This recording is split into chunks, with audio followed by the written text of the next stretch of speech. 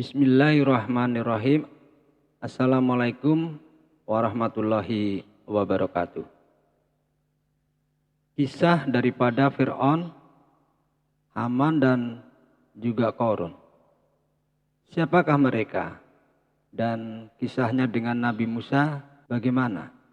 Dikisahkan Fir'aun dan Qarun merupakan raja dan pembesarnya yang menentang Nabi Musa alaihissalam. Sementara Qarun adalah justru kaum Nabi Musa alaihissalam. Qarun ini adalah yang membelot dan membantu Fir'aun setelah memiliki banyak harta kekayaan. Kisah ketiga orang tersebut dengan Nabi Musa alaihissalam berakhir dengan diturunkannya azab dari Allah Subhanahu wa taala. Allah Subhanahu wa taala mengutus para nabi dan rasul untuk menyebarkan syariat kepada umatnya. Misi tersebut bukanlah perihal yang mudah bagi para nabi dan rasul. Sebab kerap kali muncul orang-orang yang memiliki kekuasaan melawan dengan kekejaman. Nabi Musa alaihissalam menjadi salah satu nabi yang berhadapan dengan orang-orang yang memiliki kekuasaan seperti Fir'aun, Haman dan Qarun. Ketiga orang ini diceritakan dalam Al-Quran yang berusaha menghancurkan Nabi Musa alaihissalam beserta para pengikut-pengikutnya. Sungguh kami benar-benar telah mengutus Musa dengan membawa ayat-ayat kami dan keterangan yang nyata kepada Fir'aun, Haman dan Qarun. Lalu mereka berkata, Musa itu seorang penyihir lagi pendusta. Quran surat Al-Ghafir 23-24. Fir'aun yang hidup di masa Nabi Musa alaihissalam dikisahkan sebagai seorang orang yang kafir dan zalim. Fir'aun dalam pemerintahannya didampingi oleh yang bernama Haman, yaitu pelayan atau pembesar yang menempati beberapa jabatan penting seperti menteri, penasehat, hingga pelaksana proyek pembangunan menara. Di sisi lain, Haman terus menasehati Fir'aun untuk menolak daripada dakwah Nabi Musa alaihi salam. Kisah Fir'aun dan Haman telah dimulai bahkan sebelum Nabi Musa alaihi salam dilahirkan ke dunia. Pada suatu ketika, ahli nujum kerajaan melaporkan kepada Fir'aun bahwa akan lahir seorang bayi laki-laki dari Bani Israel yang kelak menghancurkannya. Fir'aun kemudian mengeluarkan perintah untuk membunuh semua anak laki-laki di kerajaan Mesir tanpa terkecuali. Hal ini termaktub dalam surat Al-Baqarah ayat 49 bahwa Allah SWT berfirman sebagai berikut. Ingatlah ketika kami menyelamatkan kamu dari Fir'aun dan pengikut-pengikut Fir'aun. Mereka menimpakan siksaan yang sangat berat kepadamu. Mereka menyembelih anak-anak laki-lakimu dan membiarkan hidup anak-anak perempuanmu. Pada yang demikian terdapat cobaan yang sangat besar dari Tuhanmu. Allah SWT kemudian mengilhamkan kepada ibu Nabi Musa untuk menghanyutkan bayinya ke sungai Nil. Dan bayi Musa justru kemudian ditemukan oleh istri Fir'aun, yaitu Asyah binti Muzahim. Dan dengan inilah yang menyelamatkan Musa dari perintah pembunuhan bayi laki-laki di kerajaan Mesir. Kisah di atas baru salah satu dari perjalanan Nabi Musa alaihissalam menghadapi Fir'aun dan Haman.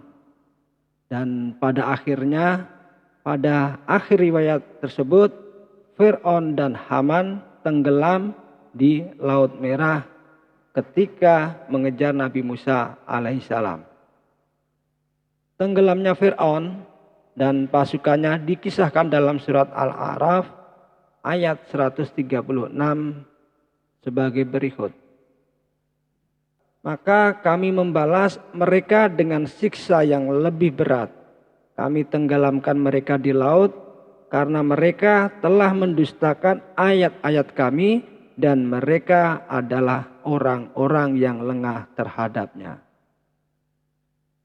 Dan Korun, cerita dari Korun juga merupakan sebenarnya kaum Nabi Musa alaihissalam yang kemudian menjadi seorang pembangkang karena harta kekayaannya.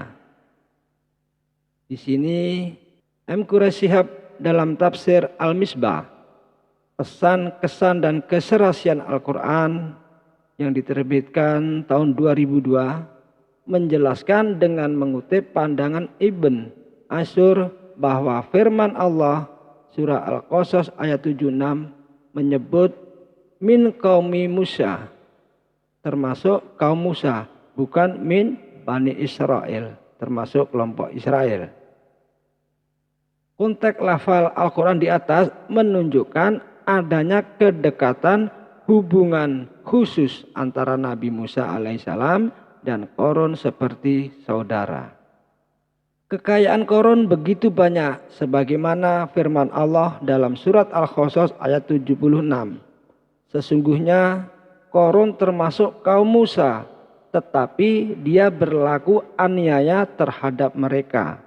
Kami telah menganugerahkan kepadanya perbendaharaan harta yang kunci-kuncinya sungguh berat dipikul oleh sejumlah orang yang kuat-kuat. Ingatlah ketika kaumnya berkata kepadanya, janganlah engkau terlalu bangga. Sesungguhnya Allah tidak menyukai orang-orang yang terlalu membanggakan diri. Quran surat Qasas 76. Mengenai asal-usul harta Korun, terdapat beberapa riwayat, di antaranya berkah bekerja kepada Fir'aun. Yang pertama. Yang kedua itu menemukan harta terpendam Nabi Yusuf alaihissalam. Hingga setelah memohon didoakan Nabi Musa alaihissalam supaya menjadi kaya. Akan tetapi setelah Korun ini kaya, setelah menjadi kaya, justru Korun menjadi congkak dan sombong.